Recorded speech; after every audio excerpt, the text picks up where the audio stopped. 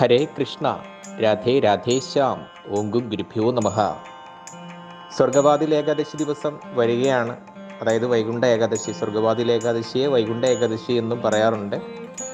അപ്പം ഈ ഏകാദശി വരുന്ന ദിവസം എന്ന് പറയുന്നത് 2023 ഡിസംബർ 23 ശനിയാഴ്ചയാണ്. അപ്പം വളരെ പ്രധാനപ്പെട്ട സ്വർഗവാതിൽ ഏകാദശി എല്ലാവരും വ്രതാനുഷ്ഠാനത്തോടെ അത് ആചരിക്കുക, വ്രതമെടുക്കുക. നമ്മുടെയൊക്കെ ജീവിതത്തിലെ പ്രധാന പ്രശ്നങ്ങൾ എന്താണ്? നമ്മുടെ ബുദ്ധിമുട്ടുകളാണ്, കഷ്ടപ്പാടുകളാണ്, ദുരിതങ്ങളാണ്. അപ്പോൾ ഈ ദുരിതങ്ങളും ദുഃഖങ്ങളും ഒക്കെ ഇല്ലാണ്ടായി പോകാൻ, മുൻജന്മ പാപം, ഈ ജന്മത്തെ പാപം, ഇതൊക്കെ ഇല്ലാണ്ടായി പോകുവാണ് ഈ ഒരു വ്രതം എടുക്കുന്നത് വഴി സാധ്യമാകുന്നതാണ്. വർഷത്തിലൊരിക്കലല്ലേ ഈ ഒരു വ്രതം, ഇതുപോലുള്ള വ്രതങ്ങൾ വരുന്നുള്ളൂ. ആ ഒരു ദിവസം അല്ലെ ഒരു 2 ദിവസം ആ വ്രതം എടുക്കുന്നത് വഴി നമ്മുടെ മനസ്സിനും ശരീരത്തിനും ഒക്കെ ഒരുപാട് ഗുണം കിട്ടുന്നതാണ്. അപ്പോൾ ഒരിക്കലും ആരും മറക്കണ്ട. ഈ വരുന്ന ഡിസംബർ 23 ശനിയാഴ്ച, 2023 ഡിസംബർ 23 ശനിയാഴ്ച ഭഗവാന്റെ സ്വർഗവാതിൽ ഏകാദശി വ്രതം ഏവരും അനുഷ്ഠിക്കുക. ഏകാദശികളിലെ പരമ പവിത്രമായ സ്ഥാനമാണ് സ്വർഗവാതിൽ ഏകാദശി അഥവാ വൈകുണ്ഠ ഏകാദശിക്കുള്ളത്. ധനുമാസത്തിലെ വെളുത്തപക്ഷ ഏകാദശിയാണ് വൈകുണ്ഠ ഏകാദശിയായിട്ട് നമ്മൾ അനുഷ്ഠിക്കുന്നത്. അതായത് ഇത് ധനുമാസത്തിലെ തിരുവാതിരയ്ക്ക് മുമ്പുള്ള ഏകാദശി കൂടിയാണ്. ഈ ഇഹലോക സുഖവും പരലോക സുഖവും ഫലവും ഒക്കെയാണ് ഇതുവഴി നമ്മൾ സാധ്യമാകുന്നത്. അപ്പം നമ്മുടെ ദുരിതങ്ങൾ, കഷ്ടതകൾ, മുൻജന്മ പാപങ്ങൾ ഇതൊക്കെ മാറുവാൻ ഈ ഒരു വ്രതം അനുഷ്ഠിക്കുന്നത് വഴി സാധ്യമാകുന്നതാണ്. അപ്പോൾ തലേ ദിവസം തന്നെ വ്രതം തുടങ്ങുക. ഒരിക്കൽ ഊണ് എടുക്കുക എന്നാണ് ഇതിന് പറയുന്നത്. അപ്പം ഒരു നേരത്തെ ഭക്ഷണം. അപ്പം സാധാരണ പല ആൾക്കാർക്കും അസുഖങ്ങളൊക്കെ ഉള്ളവരുണ്ട്, പ്രഷർ, ഷുഗർ ഇങ്ങനെയൊക്കെ ഉള്ളവരുണ്ട്. ഇവർക്കൊക്കെ മരുന്ന് കഴിക്കേണ്ടവരായിട്ടുണ്ട്, അമ്മമാരുണ്ട്, അല്ലെങ്കിൽ അച്ഛന്മാരുണ്ട്. അവരൊക്കെ അവരാൽ കഴിയുന്ന രീതിയിൽ വ്രതം എടുക്കുക. അപ്പം ഏകാദശിയുടെ തലേദിവസം ഒരിക്കലൂണ് നിർബന്ധമാക്കുക. പിറ്റേ ദിവസം, അതായത് ഏകാദശി വരുന്ന ശനിയാഴ്ച ദിവസം നമ്മൾ അന്ന് അരിയാഹാരമേ അല്ലെ ഒരു ആഹാരവും പാടില്ല, അല്ലെങ്കിൽ തുളസി ഇട്ട വെള്ളം മാത്രം സേവിക്കുക എന്ന രീതിയിലാണ് അന്ന് വ്രതം അനുഷ്ഠിക്കേണ്ടത്. അങ്ങനെ പറ്റുന്നവർ അന്ന് അതേ രീതിയിൽ വ്രതം അനുഷ്ഠിക്കുക.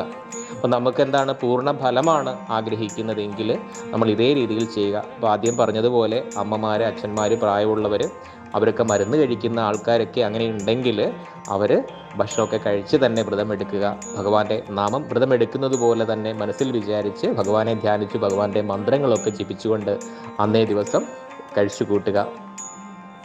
അപ്പോൾ തലേദിവസം തന്നെ നമ്മൾ മത്സ്യമാംസാദികളൊക്കെ കഴിക്കുന്നവരാണെങ്കിൽ അതൊക്കെ ഉപേക്ഷിക്കുക. വെളുത്ത വസ്ത്രം ധരിക്കുക. ഏകാദശി ദിവസം ശ്രീകൃഷ്ണ ക്ഷേത്രത്തിലെ ദർശനം നടത്തണം. ദർശനം നടത്തി ഭഗവാന് വഴിപാടുകൾ നേരണം. ഭാഗ്യസൂക്തമോ അർച്ചനയോ ഇങ്ങനെയുള്ള വഴിപാടുകൾ, ഭഗവാന് തൃക്കൈ വെണ്ണ, ഇതൊക്കെ കഴിക്കുന്നത് അത്യുത്തമമാണ്. ഏകാദശി പാരണ വിടുന്ന അന്നേ ദിവസവും, അതായത് പിറ്റേ ദിവസം, ഏകാദശി കഴിഞ്ഞ് ദ്വാദശി ദിവസവും വിഷ്ണുക്ഷേത്ര ദർശനം നടത്തി ഭഗവാന് വഴിപാടുകൾ സമർപ്പിക്കേണ്ടതാണ്. ഏകാദശി ദിവസം കഴിവതും എല്ലാവരും വിഷ്ണു സൂക്തം അല്ലെങ്കിൽ പുരുഷ സൂക്തം ഇതുപോലുള്ള മന്ത്രങ്ങൾ ജപിക്കുക, വിഷ്ണു സഹസ്രനാമം ജപിക്കുക. ഇതൊക്കെ ഭഗവാനിലേക്ക് അടുക്കുവാനുള്ള, ഭഗവത് പ്രീതിക്കായിട്ട് അത്യുത്തമമായ ഒന്ന് തന്നെയാണ്. ഇനി ഈ പറയുന്ന ഭഗവാന്റെ മന്ത്രങ്ങളൊന്നും അറിയാത്തവരാണെങ്കിൽ, ഇതൊന്നും അറിയാനേ പാടില്ല എന്നൊക്കെയുള്ളവരാണെങ്കിൽ ഭഗവാന്റെ നാരായണ നാമം ജപിക്കുക. ഓം നമോ നാരായണായ, അല്ലെ ഹരേ കൃഷ്ണ എന്നുള്ള മന്ത്രം, ഇതൊക്കെ ജപിക്കുന്നത് അത്യുത്തമമാണ്.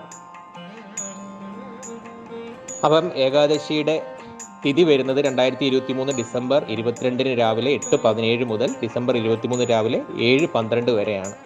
അതുപോലെ തന്നെ പ്രധാനപ്പെട്ട ഏകാദശി ദിവസത്തിലെ പ്രധാനപ്പെട്ട ഹരിവാസരം വരുന്നത് ഡിസംബർ 22 അർദ്ധരാത്രി തുടങ്ങും. രാത്രി 1:12 മുതൽ, അതായത് ഏകാദശി ദിവസം പിറ്റേ ദിവസം ഡിസംബർ 23 ഉച്ചയ്ക്ക് 1 മണി വരെയാണ്. അപ്പം ഓർക്കുക, ഹരിവാസര സമയം ഡിസംബർ 22 അർദ്ധരാത്രി, അതായത് 1:12 മുതൽ ഡിസംബർ 23 ഉച്ചയ്ക്ക് 1 മണി വരെ ഹരിവാസര സമയമാണ്. അപ്പോൾ ഹരിവാസര സമയം എന്ന് പറഞ്ഞാൽ ഭഗവാന് ഏറ്റവും സംപ്രീതനായിട്ടിരിക്കുന്ന ഒരു ഏകാദശി സമയത്തിലെ ഏറ്റവും സംപ്രീതനായിട്ടിരിക്കുന്ന ഒരു സമയമാണ്. ഈ സമയത്തെ ഭജനം എന്ന് പറയുന്നത് അത്യുത്തമമാണ്. ഈ ഹരിവാസര സമയത്തെ ഭജനം, വിഷ്ണു ഭജനം എന്ന് പറയുന്നത് അത്യുത്തമമാണ്. ആ സമയത്ത് ഭഗവാനെ മനസ്സിൽ ധ്യാനിച്ച് ഹരിനാമ കീർത്തനത്തോടെ, ഹരിയുടെ നാമസങ്കീർത്തനത്തോടെ ഇരുന്ന് കഴിഞ്ഞാൽ ഏതൊരാഗ്രഹവും ഏതൊരു ബുദ്ധിമുട്ടും ഏതൊരു കഷ്ടപ്പാടും ഭഗവാൻ മാറ്റിത്തരുന്നതാണ്. അതുപോലെ തന്നെ പിറ്റേ ദിവസം രാവിലെ, അതായത് ദ്വാദശി ദിവസം രാവിലെ പാരണ വീടേണ്ട സമയമാണ്. രാവിലെ 6:24 മുതൽ 7:09 വരെയുള്ള സമയമാണ് പാരണ വീടേണ്ടതായുള്ള സമയം എന്ന് പറയുന്നത്. അപ്പോൾ ഈ പാരണ വീടുന്ന സമയത്ത് ഭഗവാന് പ്രാർത്ഥിച്ചുകൊണ്ട്, അതായത് അതൊരു മന്ത്രമുണ്ട്, പോഷ്യേഹും പുണ്ടരീകാക്ഷ ശരണം മേ ഭവാച്യുത എന്ന് പറയുന്ന ഒരു മന്ത്രം ജപിച്ചുകൊണ്ട് വേണം ഭഗവാന്റെ പാരണ, ഏകാദശിയുടെ പാരണ വീടേണ്ടത്. അപ്പം അതിൻ്റെ അർത്ഥം എന്ന് പറയുന്നത്, പുണ്ടരീകാക്ഷനായ ഭഗവാനെ ഞാനിതാ പാരണ ചെയ്യുന്നു, അങ്ങ് എനിക്ക് ശരണമായി ഭവിക്കണേ ഭഗവാനെ എന്നാണ് ഈ ഒരു മന്ത്രത്തിൻ്റെ അർത്ഥം എന്ന് പറയുന്നത്. ഇനിയിപ്പോൾ ഈ മന്ത്രമൊക്കെ ജപിക്കാൻ അറിയാൻ പാടില്ലാത്തവർ ഭഗവാനെ, മഹാവിഷ്ണുവിനെ, ഗുരുവായൂരപ്പനെ മനസ്സിൽ ധ്യാനിച്ചുകൊണ്ട് പാരണ തുളസി വെള്ളം സേവിച്ചുകൊണ്ടോ, തുളസിയിട്ട വെള്ളം സേവിച്ചുകൊണ്ടോ, അല്ലെങ്കിൽ മലരിട്ട വെള്ളം സേവിച്ചുകൊണ്ടോ ആണ് പാരണ വീടേണ്ടത്. അപ്പോൾ ഓർക്കുക, സ്വർഗവാതിൽ ഏകാദശി ദിവസം വളരെ പരമപ്രധാനമാണ്. അതുപോലെ തന്നെ ഈ ഒരു കാര്യം കൂടി ഉണ്ട്, അന്നേ ദിവസം അതായത് ഏകാദശി ദിവസം ക്ഷേത്ര ദർശനം അത്യാവശ്യമാണ്. അന്ന് തീർച്ചയായും ക്ഷേത്ര ദർശനം നടത്തണം. വിഷ്ണു ക്ഷേത്രമോ കൃഷ്ണക്ഷേത്രത്തിലോ ഒക്കെ നിങ്ങൾ പോയി ദർശനം നടത്തേണ്ടതാണ്. അപ്പോൾ അന്നത്തെ ഒരു വിശ്വാസം എന്ന് പറയുന്നത്, നമ്മൾ മുൻവാതിൽ കൂടി കയറി ഭഗവാനെ തൊഴുതതിന് ശേഷം മറ്റൊരു വാതിൽ വഴി, സൈഡിലെ വാതിലോ പിൻവാതിൽ വഴിയോ പുറത്തേക്ക് കടക്കുന്നത് അത്യുത്തമമായി സങ്കല്പിക്കുന്നു. അങ്ങനെ അത്യുത്തമമായിട്ടാണ് കരുതപ്പെടുന്നത്. അന്നേ ദിവസം ക്ഷേത്ര ദർശനം, കൃഷ്ണക്ഷേത്ര ദർശനം അല്ലെ മഹാവിഷ്ണു ക്ഷേത്ര ദർശനം നടത്തിയതിനു ശേഷം മുൻവാതിൽ കൂടി കയറി പിൻവാതിൽ കൂടി ഇറങ്ങി വരുന്നത് അത്യുത്തമമായി കണക്കാക്കപ്പെടുന്നു. അപ്പം എപ്പോഴും ഓർക്കുക, നമ്മുടെ ജീവിതത്തിൽ ആത്യന്തികമായ ലക്ഷ്യം എന്ന് പറയുന്നത് ഭഗവാനോട് അടുക്കുക എന്നതാണ്.